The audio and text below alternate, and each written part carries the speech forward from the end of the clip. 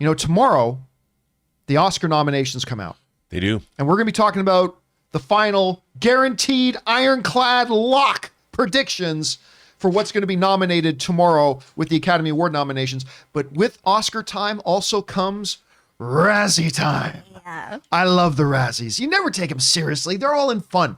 But there's something about it that I love. The celebration of the worst in cinema that year. Still, one of the greatest things that's ever happened at the Razzies was the year after Halle Berry won the Academy Award for Best Actress for Monsters Ball.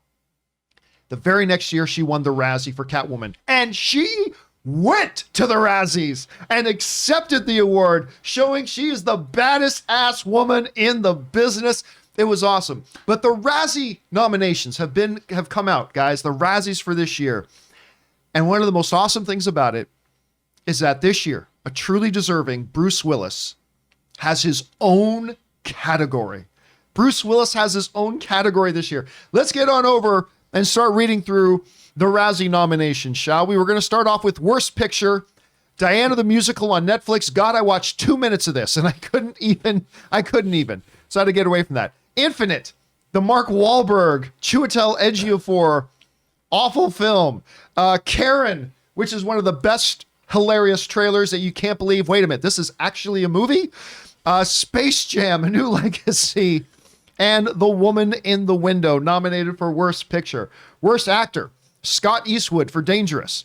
Ron from Diana the Musical. LeBron James for Space Jam. NBA MVP and Razzie winner, maybe. Ben Platt for Dear Evan Hansen. And where's Aaron Cummings when I need her? And Mark Wahlberg for Infinite. In Worst Actress, we got Amy Adams for Woman in the Window. She could be, she's never won an Academy Award. She's got like 5 or 6 nominations. Why you got to diss on my girl Amy? Come on, man. Gina DeWall for Diana the Musical. Megan Fox for Midnight in the Switchgrass, which she's also in with Bruce Willis. We'll talk about that again in a minute.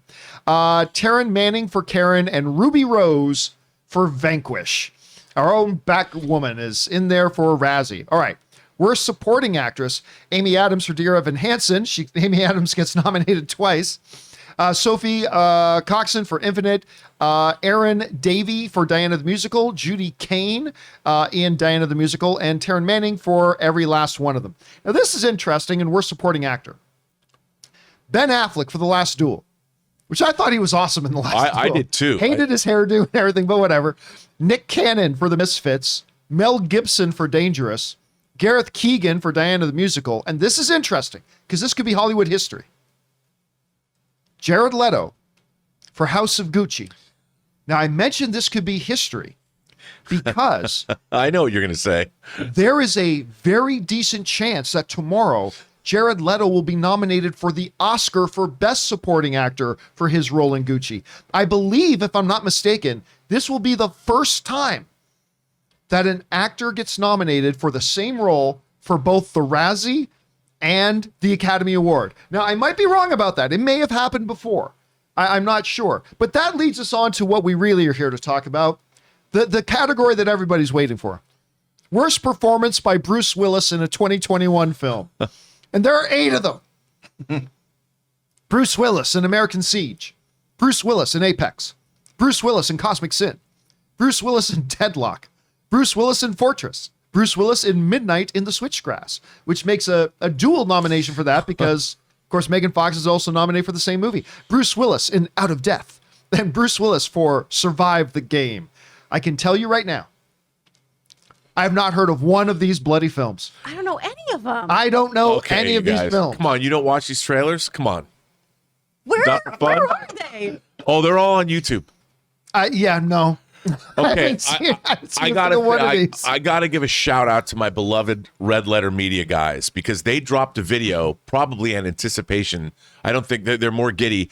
They did an 1.5-hour retrospective on all of these movies, and it is unbelievable. So shout out to the guys. These performances, and I think Apex, John, they point out and they actually show examples of when like Bruce Willis is actually wearing earpieces. You can see in the scenes that he's got earpieces on because he's being fed his lines.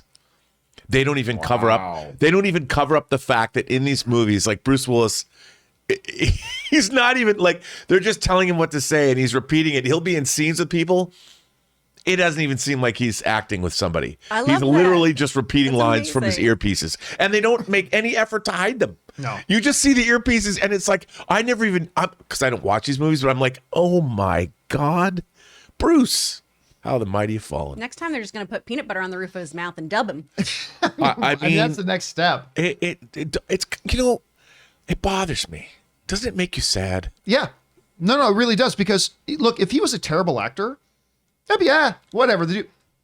When he cares, he's a great actor. But he's just so often when he shows up on set, now you can just tell he just doesn't give a crap. But listen, there are a couple more we need to look at here. I like some of these categories. Worst screen couple. Uh-oh. Any klutzy cast member and any lyricized for choreographed, I don't know what that means, musical number in Diana the Musical. LeBron James and any Warner cartoon character in Space Jam and New Legacy. Jared Leto and either his 17-pound latex face, his geeky clothes, or his ridiculous accent in House of Gucci. By the way, I mentioned this on the show the other day. As an Italian, for those of you who don't know, my real name is Giovanni. My dad's Pasquale. My brother's Robert. My great uncles are Carlo, Segarlo, Romolo, and Vincenzo. I mean, that's my family.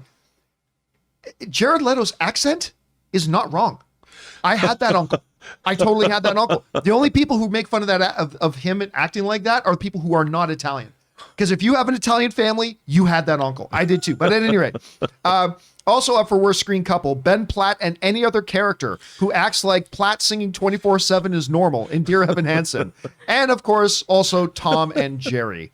Then worst remake, ripoff, or sequel, Karen, Space Jam, Tom and Jerry, Twist, a rap remake of Oliver Twist, and The Woman in the Window. Then we got screenplay and all that kind of stuff. But I mean, the really big ones are, of course, the worst movie of the year, and of course, the category we're all going to be watching. Vegas right now is taking odds on the worst Bruce Willis movie of 2021. That's what everybody's talking about. Anyway, guys, question is for you. What do you think about the Razzie nominations this year? Wow. And Bruce Willis getting his final due of his own category at the Razzies this year. It's pretty awesome. Whatever you guys think, jump down to the comment section below and let us know your thoughts.